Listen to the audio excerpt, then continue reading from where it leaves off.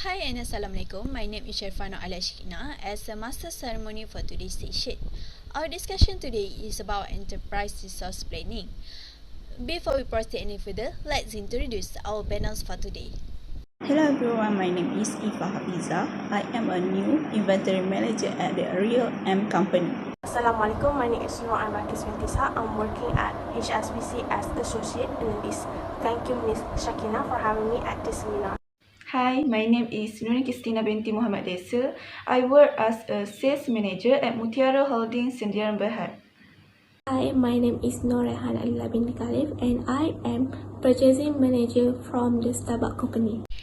We start with the history of enterprise resource planning. ERP is started with Material Requirement Planning (MRP) system in 1960s.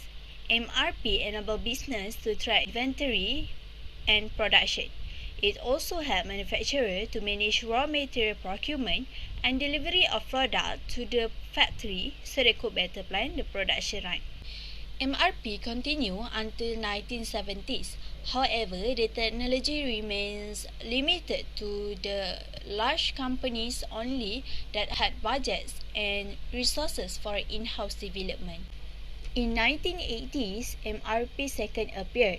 MRP second system allowed various departments involved in manufacturing to coordinate, and they had more advanced production scheduling capabilities. Evolution of ERP started in 1990s when research firm Gartner coined the term enterprise resource planning. The new name recognized that not just manufacturing that use this technology to increase their efficiency in their entire operations. ERP system took their new identity as a unified database for information from across the company. In 1998, ERP continued to evolve. One major breakthrough was the advent of Cloud ERP, first offered by NetSuite. In 2000, Gartner introduced ERP second to refer to Internet-enabled system that could pull data from other sources, including front office application. By today, leading ERP systems are vast repositories of information able to generate reports that can spotlight the performance of every aspect of the business, from sales and marketing to product development to human resource and operations. Now we know the history of ERP, let's learn about the objective of ERP. Ms. Ain, can you explain in detail what the objective of enterprise resource planning? Thank you, Ms. Kina. There are three objectives of ERP that I will share to all of you. First, integration of real-time information. The most important objective of ERP is understanding real-time information regarding various strategies of your business field. Further, it assists in better planning as well as management of resources according to the needs of your organization. The most important benefits you obtain while using ERP system are better workflow, upgrading the required software modules, and improved efficiency. Better ROI. Controlling and managing establishments are also found to be effective at different locations. Now, ERP has turned out to be a significant tool package being utilized by a number of multinational organizations with the intention to accomplish their long-term goals. 3. Reduce inventory costs. Reducing inventory costs will be assumed to be one among the core objectives of implementing ERP. Knowing business requirements, customer needs, and better order tracking by ERP will help in proper resource utilization and management. It will improve operational process and also maximize the rate of ROI.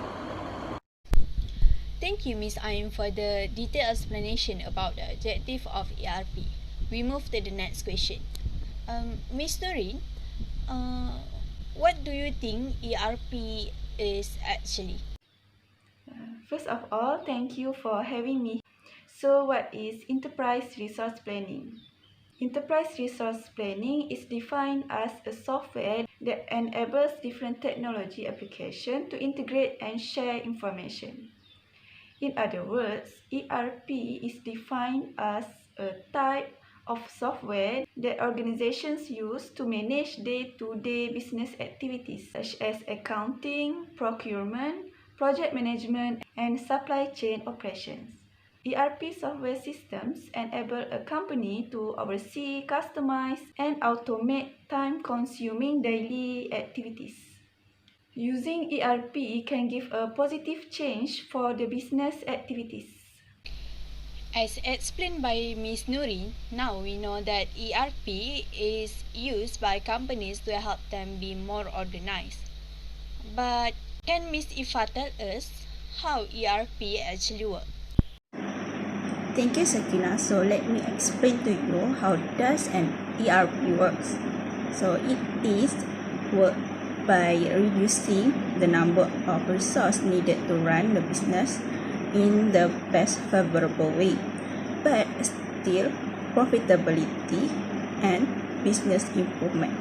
The ERP system is allowed other enterprise modules of your company to work from one database. The ERP system has a central location where employees can access it if they need the data from different parts of department. With this system, it provides adequate information is available to those who need it. For example, the inventory management modules must record the information and must inform relevant departments so that the inventory can be reloaded when the shipment order is initiated for the last item in stock.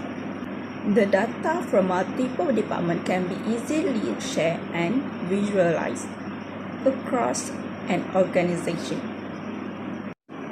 With this information can assist in the development of business goals and reduce the amount of time that your employees spend on tasks that could be automated.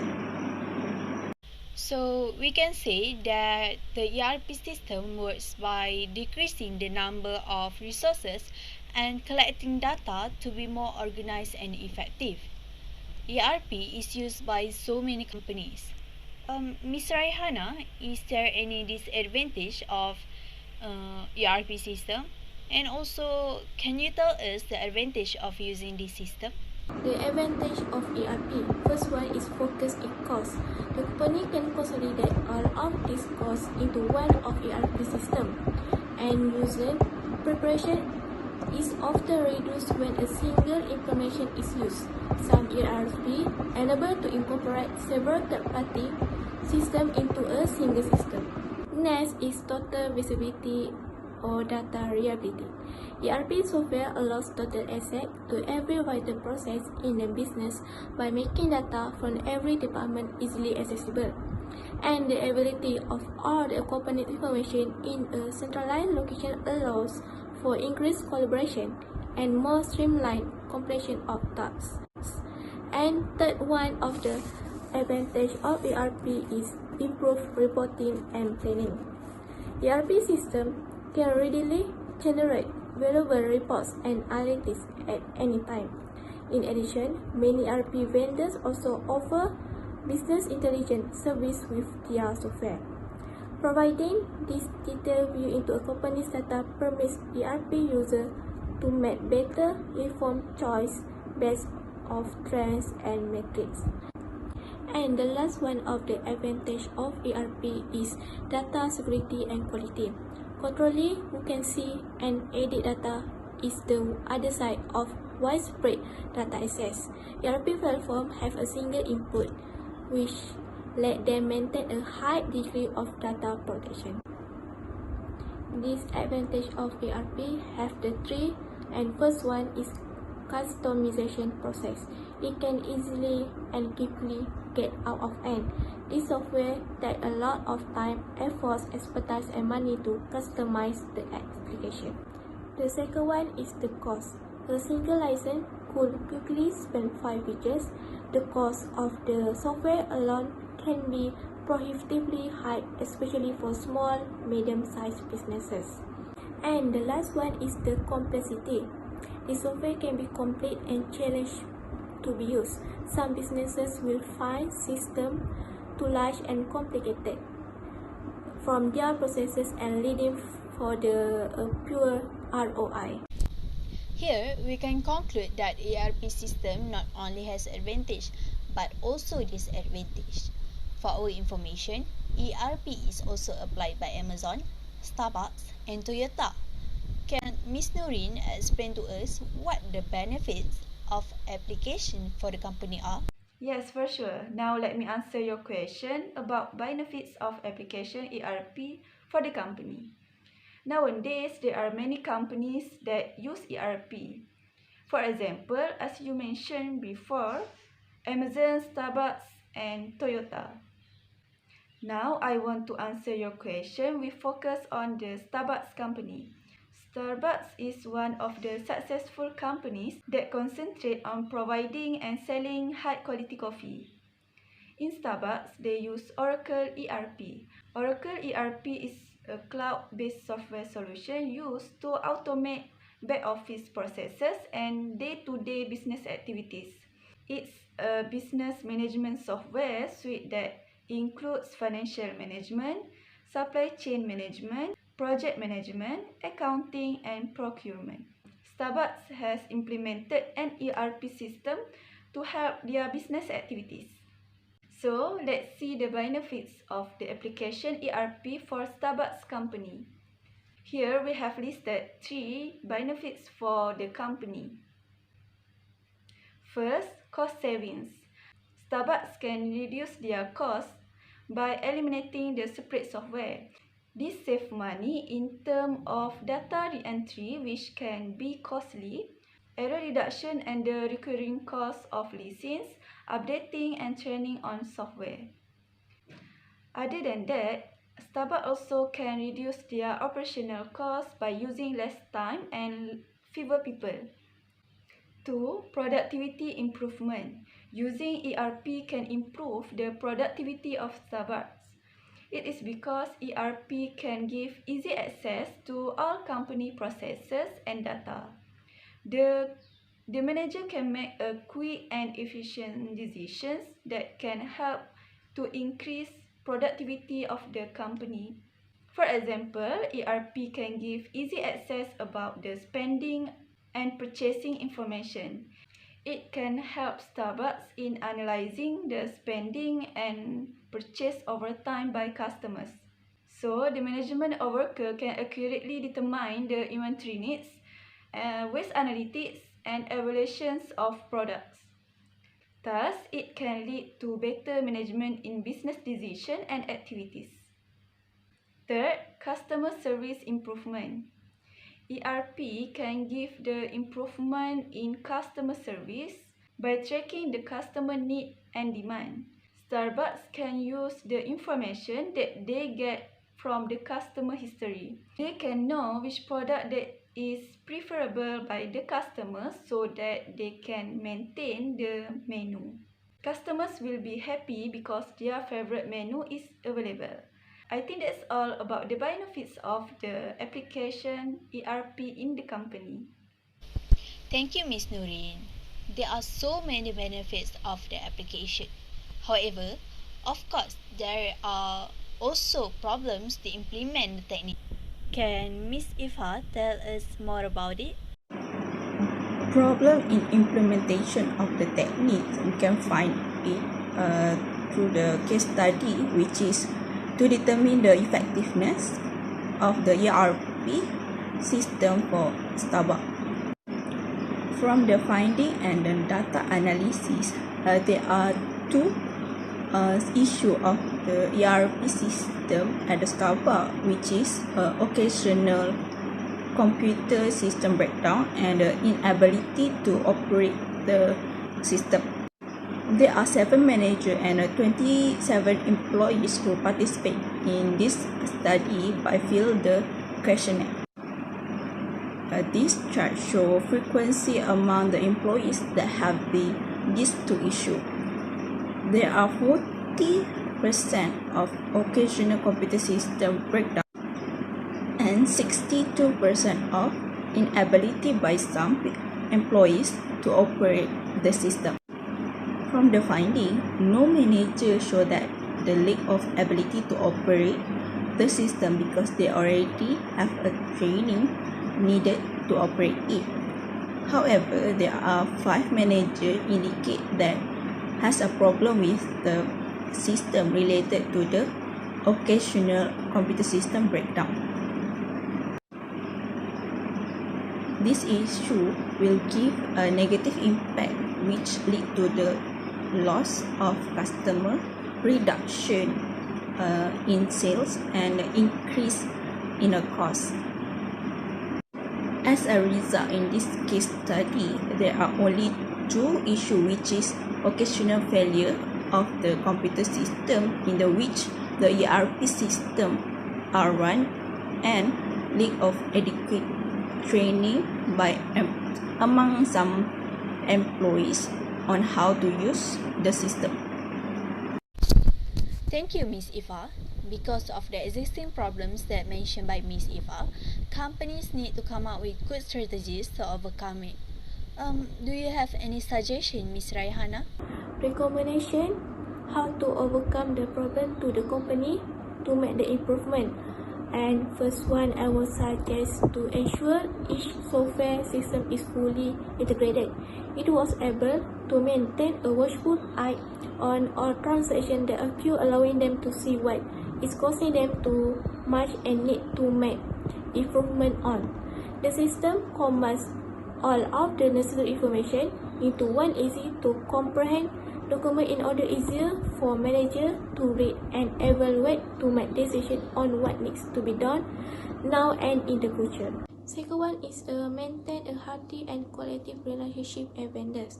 It shows that recognizing both the seller and buyer parties as active in their business undertaking provide deeper insight into the development of business. Thus, the company seeking to select an ERP system need to get in contact with the potential ERP vendors to collect information about their ERP system implemented and future maintenance requirement once the ERP system is running. And the last one for the recommendation is increase communication on a timely and periodic basis. It was specifically designed and implemented for the use of Starbucks. This means that it was developed for the ease for use by employees of the company. There is also allowing for timely transaction within the organization. The system may be designed to easily be manipulated in the future in the event that the system more application or update are required. Thank you, Ms. Raihana, for the good suggestion. I really like your idea to increase the communication on a timely basis because communication is very important to make the system work well. Now, what about the critical success factor, Ms. Ain? Thank you, Ms. Kina. I will continue with the critical success factor that has been shown by Starbucks Store. First, positioning, targeting a niche. By the 1970s, 3 trends had emerged. First, most of the Americans were unhappy with the coffee experience as it was made from the cheaper Robusta beans. Robusta beans are of very inferior quality compared to Arabica beans. Second, coffee beans packed in cans and sold on the supermarket shelves would often go stale, affecting their taste.